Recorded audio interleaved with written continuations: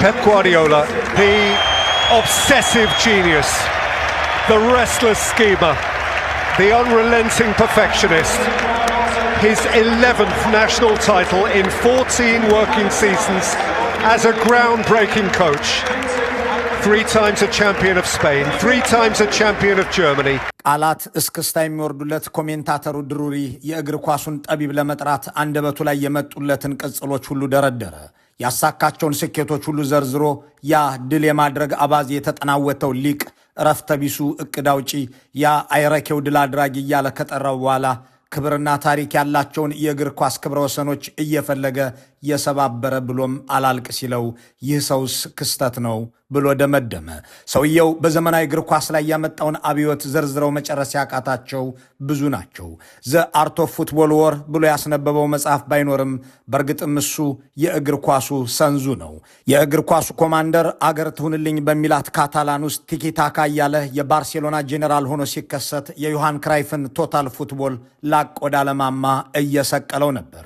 በዓለም ላይ ቢያንስ 3.5 ቢሊዮን ሕዝብ ይከታተለዋል የሚባልለትን ይህንን ስፖርት የበለጠ ቀልብ ሳቢና ዕውቀት መር ተወዳጅም እንደሆነ ያደረገው የእግር ኳስ አንጎል ካታላንን ሲያደምቅ፣ በባቫሪያን ላይ ሲነግስ፣ በላንክሻየር ዘውድን ሲደፋ፣ እግር ኳስ ጨዋታን የሚወዱ ሁሉ የሚያዝናናቸውን ነገር በዕውቀት እንዲከታተሉትም ሲያደርግ የኖረ ሰው ነው። የሰው ልጆች እግር ኳስን 22 ሰዎች የሚሻሟት ቅሪላ አድርገው እንዳይመለከቱ ያደረገው ጠቢብ በአካላዊ ብቃት ላይ ብቻ የተመሰረተ ሳይሆን በቦታ ቁጥጥር፣ በቴክኒክና በአእምሮ የበላይነት ላይ የተገነባ ስልታዊ የስነ ልቦና የውትድርናና የሳይንስ ቼዝ እንዲመስል አድርጎ በውብ ታሪክ ጽፎላቸዋል። የእግር ኳስ ፈላስፋው በሜዳ ላይ የሚፈጥረው የቦታ አጠቃቀም ተጫዋቾች እንደ አቶም እንዲሳሳቡና እንዲገፋፉ የሚያደርግበት የኳንተም ፊዚክስ ስሌትን ይመስላል። ኳስ በጠፋች በተነጠቀች በ5 ሰከንድ ውስጥ መልሶ የማጥቃት ግፊቱ ደግሞ ጠላትን መውጫ ቀዳዳ እንደሚያሳጣ የተዋጣለት ወታደራዊ ስትራቴጂስት ያስመስለዋል። ይህንን ሁሉ ሳይንሳዊ ሩጫ ደግሞ ተመልካችን በሚያስደምም የመዝናኛ ኦፔራ አጅቦ ያቀርበዋል። ይህንን ጥልቅ የእግር ኳስ ጥበብ ቤተ ሙከራ ውስጥ አብረውት የቆዩት ኳስን በስበት ሕግ አውርዶ ሜዳውን በወታደራዊ ስልት ከፍሎ ጨዋታውን በኪነ ጥበብ ውበት አድምቆ ሲመራ በርካታ ፈለጉን የሚከተሉ ጠቢባንን አፍርቷል። ኳስን ከቆዳ ሉልነት ባለፈ እንደ ሳይንስና ፍልስፍና ከእግሩ ስር ቁጭ ብሎ የተማሩት እነ ሚካኤል አርቴታ፣ ቪንሰንት ኮምፓኒና ዣቪ ሄርናንዴስ ዛሬ የአውሮፓ እግር ኳስን የሚዘውሩ አዳዲስ መሪዎችና ሻምፒዮኖች ሆነዋል። እሱ የመጫወቻ ሜዳን ወደ መማሪያ ክፍልነት የቀየረ የዘመናችን ታላቅ አሳቢ ነው ያስባለውም ይሄው ነው። When we lost the Premier League and you were there, and trips to Istanbul when you were there too. ጆሴፕ ፔፕ ጓርዲዮላ ሳላ ከተወዳጁ እግር ኳስ ከሚወደው የአሰልጣኝነት ሥራ ለ19 ዓመታትም ከከረመበት ከፍታ ገለል ማለትን መርጧል። የፔፕ ሙያዊ ዲሲፕሊን ለየትኛውም የሥራ መስክ ለተሰማሩ ሁሉ የሚያስጨብጠው ቁም ነገር ብዙ ነው። ትዳሩን ሳይቀር የሰዋለትን አሰልጣኝነት ከማንቸስተር ከተማ ትቶ ዘወር ከማለቱ በፊት ያደረጋቸው ነገሮች ሁሉ ለየትኛውም ኃላፊነት ለሚሰማው ሰው መማሪያ ይሆናሉ። ለተተኬ ትቼው የሚሄደው ቤት ለቀጣዩ መሪ የማስረክበው ሥራ የተበላሸና የተዳከመ መሆን የለበትም ብሎ ሲሰራ 30 ዓመት የተሻገረ የፍቅርና የትዳር ሕይወቱን ጭምር አጥቷል።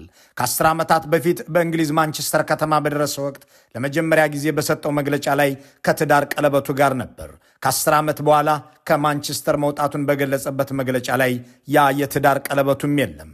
የሆነውም የሚመራው እግር ኳስ ቡድን በተዳከመበት ወቅት ባለቤቱ ስራህን ለቀህ ለትዳርህ ጊዜ ስጥ ባለችው ጊዜ ለተተኬ እርባና ቢስ ተቋም አላስረክብም ብሎ በአቋሙ በመጽናቱ የመጣ ነው። እናም ፍቺ ሆነ። ይህ ከሆነ በኋላም በስንብት መግለጫው ላይ ከ10 ዓመታት በፊት በማንቸስተር ከተማ የሽብር ጥቃት ሲደርስም ጭምር አብራው የነበረችውን ሚስቱን ከ10 ዓመት በፊት ባለቤቴና ፍቅረኛዬ የሚላትን ክሪስ እያለ የሚያቆላምጣትን ክሪስቲና ሴራን የልጆቼ እናት ሲላት ተሰማ። When you live 10 years here, you know all the corridors of that city, you know, in the good and the bad ones. Okay, it was important. Chris, the mother of my kids, and my little daughter was in Iran in that moment. ስራዬን አምናና ታቻምና መልቀቅ እችል ነበር። ያኔ ግን ቡድኑ የተዳከመ ሆነ። እንዲያ ባለ ሁኔታ ትቸው ስራ ብለቅ የፕሮፌሽናል ሰው ተግባር አይደለም የሚለው የፔፕ አቋም አንድ ኃላፊነት የሚሰማው ሰው ከአንድ ሹመት ላይ ሲለቅ ምን ማድረግ እንዳለበትም የሚያስተምር ነው። ምነው አሁን መልቀቅን ፈለግህ ሲሉት አንድ ድርጅት ውስጥ ሰዎች ለብዙ ዓመታት መቆየታቸው ጥሩ አይደለም፣ ነገሮችን እንደገና ለማጤንና ለአዳዲስ ፊቶች እድል ለመስጠት ሁሉም ነገር መልቀቅ አለበት ሲል መለሰ። በዚህ ዝግጅት የፔፕ ጓርዲዮላን የእግር ኳስ ሊቅነት መመርመር ጉዳያችን አይደለም። እግር ኳሰኛውን ፔፕ ሳይሆን ፖለቲከኛውን ፔፕ ግን በጥቂቱ እንቃኘዋለን። ይህ ሰው በእርግጥም የእግር ኳስ እውቀቱ ያስገኘለትን ዝና ኳስ ሜዳ ላይ ብቻ የሚያውለው ዋንጫና ገንዘብ ለመሰብሰብ ብቻ የተጠቀመው አይደለም። ስለ ሰው ልጅ ሰላምና ደህንነት መብትና ነጻነት የሚሟገትበት ዘንድ የእግር ኳስ ዕውቀት ያመጣለትን ዝና ተገልግሎበታል። በዚህ ተግባሩ የስፔን ማዕከላዊ መንግስት ፖለቲከኞች አምርረው ይጠሉታል። አይሁዳውያን አንተ ሰው አርፈ ተቀመጥ ብለው መግለጫ አውጥተውበታል። እሱ ግን አርፎ አይቀመጥም። ገዳዮችን ያወግዛል። የሰው ነፍስ የሚቀጥፉ እስራኤላውያንን፣ አፍሪካውያንን ብቻ ሳይሆን ዶናልድ ትራምፕንም ሲያወግዝ ታዋቂነቱን ለበጎ ነገር በመዋል ነው።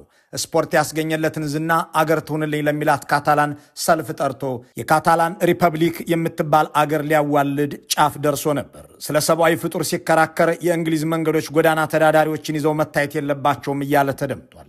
ለጋዛ ሕፃናት ሞት የሚቆረቆረው እኔ በዚህ ጉዳይ ገለልተኛ አይደለሁም እያለ ነው። እነ አብይ አህመድና እነ መሐመድ ቢን ዛይድ ጭምር ገብተው የሚያተረማምሱትን የሱዳንን ሕዝብ ሰቆቃ ሲያስተጋባ የቀጠሩት የማንቸስተር ሲቲ ባለቤቶች ራሳቸው የኤምሬትስ ገዢው ቡድን ዘርማንዘሮች መሆናቸውን የዘነጋው አይደለም። ዝና ለመግደያ ተግባራት ሳይሆን ለመብት መሟገቻ ይሆን ዘንድ በመስራቱ የሚመጣበትን የገንዘብ ቅጣት ሲከፍል ከርሟል።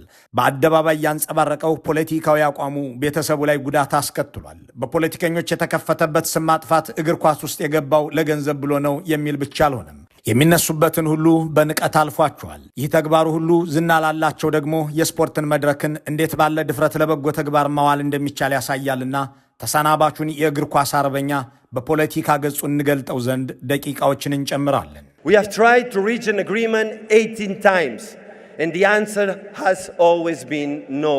ብንስማማ ብለን 18 ጊዜ ሞከርን፣ ምላሹ ግን ሁል ጊዜም አይሆንም የሚል ሆነ። ሌላ ምንም አይነት መፍትሄ የለንም። ብቸኛው ሊሆን የሚችለው መልስ ህዝበ ውሳኔውን ማድረግ ነው። ዛሬ እኛ ካታላኖች በ21ኛው ክፍለ ዘመን የአውሮፓ ዲሞክራሲ ውስጥ የማይጠበቅ የፖለቲካ ስደትና ጭቆና እየተካሄደብን ባለ መንግስት ስር ውስጥ እንገኛለን። የጤና ስርዓታችንን ለማፍረስ በነጻነት መሪዎቻችን ላይ የሐሰት ማስረጃዎችን ለመፈብረክ የካታላን መንግስት ፕሬዝዳንትን ከስልጣን ማገድና መክሰስ የማህበራዊ ትስስራችን መሰረት የሆነውን የካታላን የትምህርት ስርዓት ለመናድ በርካታ የተደረጉ ሙከራዎች እንዲሁም እንደ ወደቦች፣ አውሮፕላን ማረፊያዎች ወይም የባቡር መስመሮች ባሉ መሰረተ ልማቶቻችን ላይ የተጣለውን የኢንቨስትመንት እገዳ ይህንን ሁሉ እናውቃለን። ይህ አሳፋሪ የፖለቲካ ሁኔታ ምላሽ ሊያገኝ የሚችለው በበለጠ ዲሞክራሲ ብቻ ነው። ለዚህም ነው ዓለም አቀፉ ማህበረሰብ እንዲረዳን ጥሪ የምናቀርበው። በአውሮፓና በመላው ዓለም ያላችሁ ዲሞክራቶች ሁሉ ዛሬ በካታላኒያ ውስጥ ያሉትን እንደ ሐሳብን በነጻነት የመግለጽ መብትና የመምረጥ መብትን የመሰሉ መሰረታዊ መብቶች በመከላከል ከጎናችን እንድትቆሙ ጥሪ እናቀርባለን። We Catalans are going to vote the 1st of October. Visca Catalunya, estimats. ይህንን የሚናገረው ለአንድ የፓርላማ ውድድር ለፖለቲካ አደባባይ የዋለ ሰው እንጂ የእግር ኳስ ሰው አይመስልም። የካታላን ሕዝብ ጨቁኖኛል ብሎ ከሚያምነው የስፔን አገዛዝ ለመነጠልና የራሱን አገር ለመመስረት የሚያደርገውን እንቅስቃሴ የሚደግፈው ጓርዲዮላ የማንቸስተር ሲቲ አሰልጣኝነት ስራውን በተረከበ በዓመቱ ውልደትም ዕውቀትም ዝናም ባካበተበት ባርሴሎና ተገኘ። ዓላማውም በዚያ ሰሞን ለመገንጠል የሚሰጥን ሕዝበ ውሳኔ ለመደገፍ ነበር። ያ ክስተት ግን የመጀመሪያው አልነበረም። ገና በ22 ዓመቱ የካታላናውያንን አደባባይ የፖለቲካ መፈክር ይዞ ተመላልሶበታል። የስፔኑ አምባገነናዊ ገዢ ጀነራል ፍራንኮ ለስደት የዳረጋቸው የካታላኑ ፖለቲከኛ ጆሴፕ ታራዴላስን ፖለቲካዊ ንግግሮች በማስተጋባት ፔፕ ይታወቃል። ስደተኛው ፖለቲከኛ በ1977 እንደ አውሮፓ አቆጣጠር በባርሴሎና ከሚገኘው የጀነራል አቲት ቤተ መንግስት በረንዳ ላይ ቆመው የካታሎኒያ ዜጎች ወይ በመጨረሻ እዚህ መጥቻለሁ ብለው ተናግረው ነበር።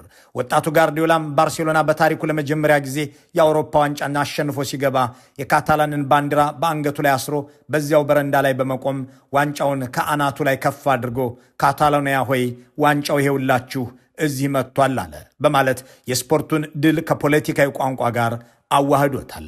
ጓርዲዮላ ፍራንቼስካ የምትባል እህት አለችው። ለስፔን መንግስት ተቀጥራ የምትሰራ አምባሳደር ነበረች። ወንድሟ በዚያ በካታላናውያን ሰልፍ ላይ በመገኘቱና በፖለቲካዊ አቋሟ ምክንያት ከአምባሳደርነቷ እንድትባረር ተደርጓል። ፔፕ በዚያ ከማንቸስተር ባርሴሎና ተጉዞ በተሳተፈበት የፖለቲካ ውሎው የእህቱን ስራ በመንጠቅ ብቻ ሳይሆን የእርሱንም ስም ለማጠልሸት የስፔን መንግስት ሰዎች በብዙ ደክመዋል። ጓርዲዮላ ለስፔን ብሔራዊ ቡድን 47 ጊዜ የተጫወተም ቢሆን የሀገሪቱ የሀገር ውስጥ ሚኒስትር ጆርጅ ፈርናንዴዝ ግን ስፔንን የወከለው በአርበኛነት ስሜት ሳይሆን ለገንዘብ ብሎ ነው ብለው አጣጥለውታል። በባየር ሙኒክ አሰልጣኝ በነበረ ጊዜ እኒሁ ሚኒስትር ላቀረቡበት ክስ ምላሽ እንዲሰጥ ተጠይቆ ነበር። ህጎቹ ለስፔን ብሔራዊ ቡድን እንዲጫወት ያስገድዱኝ ነበር፣ ምክንያቱም የካታላኑ ቡድን ያኔ ህጋዊ አልነበረም። ዛሬም እንዲሁ ሀገሬ ካታላን ነው፣ ለስፔን በመጠራቴ ብደሰትም ከካታላን ጋር የተሳሰርኩ ነኝ በማለት አብራርቷል። ያ ጓርዲዮላ ደግፎት የተገኘበት ሰላማዊ ሰልፍ ህዝበ ውሳኔ የተከተለውና 90% ድምፅ ሰጪዎች ካታላን ከስፔን ወጣ ሀገር ትሁን አሉ። ነገሩ መላ አውሮፓን አንቀጠቀጠ። የስፔን መንግስት ሰራዊት ላከና የግዛቲቱን ፖለቲከኞች አሰረ፣ የቀሩትንም ለስደት ዳረጋቸው። የማንቸስተር ሲቲው አሰልጣኝ ፔፕ ወደ ስራው ተመልሶ ለእነዚያ ወገኖቹ ድምፅ ለመሆን የሚያስችለውን ነገር የጀመረው ወዲያውኑ ነበር። የታሰሩትን የካታላን የፖለቲካ ሰዎች ለመደገፍ በጋዜጣዊ መግለጫዎችና በሜዳ ዳርቻዎች ላይ ለሰላማዊ ተቃውሞ ምልክት የሚሆነውን ቢጫ ሪቫን በደረቱ ላይ ለጥፎ መገኘት ቀጠለ። የእንግሊዝ እግር ኳስ ማህበር የፖለቲካ መልእክት ማሳየት የሚከለክለውን ህግ ጥሷል በሚል ቢያንስ በሁለት አጋጣሚዎች ደብዳቤ ጽፎበታል። የገንዘብ ቅጣትም ጥሎበታል። በፌብርዋሪ 2018 ከአርሰናል ጋር የሊግ ካፕ ፍጻሜ ጨዋታ እንዳጠናቀቀ ይህንን ቢጫ ሪቫን ለምን አትጥልም ተብሎ ተጠየቀ። ሰውየው በእርግጥም እግር ኳስ ላይ ብቻ ሳይሆን ካታላንም ላይ ብቻ ሳይሆን ፖለቲካ ላይ ያለው መረዳት ላቅ ያለ መሆኑን በሚያንጸባርቅ መልኩ ራሳቸውን እንግሊዛውያኑን ምሳሌ አድርጎ ምርጫ ማድረግ እንዴት ወንጀል ይሆናል ሲል ጠየቀ። እኔ እኮ አሰልጣኝ ሆኜ ከመከሰቴ በፊት ሰው ነኝም አለና ጉዳዩ ከሰብአዊነት ጋር ያለውን ግንኙነት አንስቶ ተነተነ። Before a manager, I am a human being, so I am a person. So I think in England knows very well what does it means. So you did the Brexit, you let the people bit an opinion. አሰልጣኝ ከመሆኔ በፊት እኔ ሰው ነኝ። ይህ እንግሊዝ ውስጥ ምን ማለት እንደሆነ ጠንቅቃችሁ ታውቃላችሁ። እናንተ ብሬግዚት አድርጋችኋል። ሰዎች የራሳቸውን አስተያየት እንዲሰጡ ፈቅዳችኋል። ስኮትላንድ የመቆየት ወይም የመውጣት ፍላጎት እንዳላት ለመወሰን ህዝበ ውሳኔ እንዲደረግ ፈቅዳችኋል። እናም በመቀጠል ሰዎቹ ድምፅ ሰጡ። የካታላንን መሪዎች የጠየቁት ይህንኑ ነበር። ግን አሁን እስር ላይ ናቸው። 145 ቀን አለፋቸው። ፍርድ ቤት እንኳን አልቀረቡም። እነሱ እስካልተፈቱ ድረስ ሪባኑ ደረቴ ላይ ይቆያል። ይህንን በማድረጌ የአውሮፓ እግር ኳስ ፌዴሬሽንም ሆነ ሊጉም ሆነ ፊፋ ሊያግዱኝ ይችላሉ። ችግር የለብኝም። ይህ በወህኒ ቤት ላሉት ሰዎች ትንሽ ነገር ነው። The judge prove you are guilty, and they are not be judged. ፔፕ ለእግር ኳሳዊ ስኬት ያለውን ቀኖና ለፖለቲካዊ ድፍረትም ሲያውለው እንዲህ ያለ ነው። እንደ አንዳንድ ፖለቲከኞች ወገኖቹን አጋፍጦ ዞር አላለም። እስር ቤት ለገቡት አጋሮቹ ሲል የሚወደውን አያሌ ክብሮችን የተጎናጸፈበትን ስፖርትንም እስከ መታገድ የሚያደርስ እርምጃ ቢመጣ ደስ እያለው የሚቀበለው ቀላል መስዋዕትነት አድርጎ ይመለከተዋል። የሰውየው ሰብአዊ ጥሪና ፖለቲካዊ አስተያየት ግን እሱ አገሬ በሚላት ካታላን ላይ ብቻ ይቆም አልሆነም። የእግር ኳስ አደባባይን ለሰብአዊ ፍጡር ደህንነት መሟገቻ ሲያውለው በተደጋጋሚ የታየው በዘንድሮው የውድድር ዓመት ይመስላል። ከወራት በፊት ማንቸስተር ሲቲ ከኒውካስትል ዩናይትድ ጋር ለሚያደርገው የሊግ ካፕ የግማሽ ፍጻሜ ጨዋታ ቅድመ ውድድር መግለጫ ይሰጣል ተብሎ ጋዜጠኞች በተለመደው የፕሬስ አዳራሽ ተገኙ። ፔፕ ግን መደበኛ ይመስል የነበረውን ጋዜጣዊ መግለጫ የፖለቲካ አደባባይ አስመስለው አሁን እርስ በርሳችን የምንገዳደለውን ለምንድን ነው ለምን ሲል በመጠየቅ ጀመረ። ቪዲዮዎችን እያየሁ አዝናለሁ፣ ያመኛል፣ በእውነቱ በጣም ያመኛል። ለዚህ ነው በተቻለኝ አቅም ሁሉ የተሻለ ማህበረሰብ ለመፍጠር ድምፄን ከፍ አድርጌ በመናገር ለማገዝ የሚሞክረው እያለ ቀጠለ። እኔ ምንም ነገር መለወጥ አይቻለኝ ይሆናል፣ ግን እሞክራለሁ። ይህ ለልጆቼ፣ ለቤተሰቦቼ፣ ለእናንተ፣ ለሁላችሁም፣ ለሁላችንም፣ ለእናንተም ቤተሰቦች ጭምር ነው እያለ ጋዜጠኞቹ ራሳቸው ለሰዎች መሞት ግድ እንዲላቸው ተማጸነ። እየተናገረ የነበረው በጋዛ ስለሚሞቱ ፍልስጤሞች፣ በአሜሪካ ስለሚታደኑ ስደተኞች፣ በሱዳን ስለሚያልቁ ንጹሐን ነበር። እሱ ይህንን መግለጫ ከመስጠቱ ቀደም ብሎ በነበረው እሁድ ሲቲ ከቶተንሃም ጋር ተጫውቶ 2-2 ተለያይቶ ነበር። የዚያን ሰሞን ትኩስ መነጋገሪያም ዳኛው ለቶተንሃም አዳልተዋል ያስባላቸው ውሳኔ ነበር። ጋዜጠኞቹ ጓርዲዮላን ከጨዋታው በኋላ የዳኛውን አድሎ በቪዲዮ አየኸው ወይ ብለው ጠየቁት። እሱም ዓለም በቀጥታ ያየውን ያንን እግር ኳሳዊ ቪዲዮና ዓለም እያየው ምንም እርምጃ የማይወስድበትን የጦርነትና የግጭት ቪዲዮ እያነጻጸረ አብራራ። በሰው ልጅ ታሪክ ውስጥ አሁን ባለንበት ደረጃ መረጃ እንዲቀርቦንና በአይናችን ፊት በግልጽ ተመልክተነው አናውቅም። በፍልስጤም እየተካሄደ ያለው ጄኖሳይድ፣ በዩክሬን የሆነው፣ በሩሲያ የሆነው፣ በመላው ዓለም በሱዳንና በሁሉም ቦታ በአይናችን ፊት እየሆነ ያለው ነገር ሁሉ አሰቃቂ ነው። ይህንን ማየት ካልፈለግን ይህ እንደ ሰው ልጅ የራሳችን ችግር ነው እያለ ተናገረ። ፔፕ ቁጣው ሁሉ በ90ኛው ደቂቃ የማሸነፊያ ጎል እንደተሳተበት አሰልጣኝ ይመስል ነበር። ቀጠልና የፕሬዚዳንት ትራምፕ ጸረ ስደተኛ ፖሊሲ የቀጠፋቸውን አሜሪካውያን ሬኒ ጉድና አሌክስ ፕሪቲ ግድያ አነሳ። በበኩል ያለ ስለ ፍትህ መናገር አለባችሁ። አንድን ሰው ሳር ላይ አስተኝቶ በ10 ጥይት መግደል እንዴት ተደርጎ ነው ምክንያታዊ የሚሆነው? እኔ እነዚህን ቪዲዮዎች ባየው ቁጥር እያመመኝ ነው። ስለምን እንገዳደላለን? ንገሩኝ እስኪ እያለ ሲናገር የእግር ኳስ ታክቲሽያን ሳይሆን የሰብአዊ መብት ተሟጋች ይመስል ነበር። But still right now we kill each other for what? For what? So when I see the images, I'm sorry, it hurts. It hurts to me. ፔፕ በፖለቲካ መድረኮች ላይ ሲገኝ የእግር ኳስ ስራውንም ትቶት ጭምር ነው። ከወራት በፊት እንዲህ ሆነ። ክለቡ ሲቲ ከቶተንሃም ጋር ለመጫወት ወደ ለንደን ይበራል። ማናጀሩ ፔፕ ግን በቅድመ ዝግጅትም ሆነ በቅድመ መግለጫው ላይ ሳይገኝ ቀረ። የት ገባ ሲባል ካታላን ግዛት ውስጥ በባርሴሎና ከተማ አክት ኤክስ ፓላስታይን የተባለው የበጎ አድራጎት ድርጅት ባዘጋጀው ዝግጅት ላይ ንግግር ሲያደርግ ታየ። በዚያ ስሜት ቀስቃሽ ንግግር ባስደመጠበት መድረክም ላይ እንደ ያሲር አራፋት ባህላዊውን የመካከለኛው ምስራቅ የአንገት ልብስ ጠምጥሞ እኔ ገለልተኛ አይደለሁም፣ እኔ ፍልስጤማዊ ነኝ፣ ሰላም አሊኩም እያለ ሲጮህ ተሰማ። ከዚያ በፊትም በአንድ የክብር ዶክትሬት ሊሰጠው በጠራው ዩኒቨርሲቲ ውስጥ ቆሞ የፍልስጤሞችን ሞት ዝም ያለ ዓለም ለሰው ልጅ ግድ የማይለው ነው ሲል አበክሮ ወቅሷል። በዚያ አስተያየቱም የታላቁ ማንቸስተርና አካባቢው የአይሁድ ተወካዮች ምክር ቤት ጠንካራ ትችት አስከትሎበት ነበር። ምክር ቤቱ ለሲቲ ሊቀመንበር ካልደን አልሙባረክ በጻፈው ደብዳቤ ላይ የጓርዲዮላ ድርጊት ክለቡን የሚደግፉትን ጨምሮ በማንቸስተር የሚኖሩ ብሪታናውያን አይሁዶችን ሕይወታቸው አደጋ ላይ እንዲወድቅ የሚያደርግ ነው በማለት ከሰሰው። ከእነሱ ጋር እሰጥ አገባ ውስጥ ያልተገኘው ፔፕ ዝናውንና ተደማጭነቱን ከገዳዮች ወገን ሳይሆን ከሟቾች ወገን እንዲውል አደረገውና ተሟገተ። በዚያ ጋዜጣዊ መግለጫም ላይ ስለ ጋዛም ሆነ ዩክሬን፣ ስለ ሱዳንም ሆነ አሜሪካ እንድትናገር የገፋፋ ምንድን ነው ብሎ ለጠየቀው ጋዜጠኛ አንተ ቪዲዮዎችን ስታይ አልተረበሽክም? ይህንን ሟቾቹ በገዳዮቹም ላይ የፈጸሙት ቢሆን ኖሮ ህመሚያው ነው። በሺህ የሚቆጠሩ ሰዎችን በጅምላ መግደል እኔን ያመኛል በማለት መልሷል። ፔፕ ለ10 ዓመት የመራው እግር ኳስ ቡድን ባለቤትነቱ ምስራቅ አፍሪካን የጦር አውድማ ያደረጉት የተባበሩት አረብ ኤምሬትስ ፕሬዚዳንት መሐመድ ዛይድ ቤተሰብ ነው።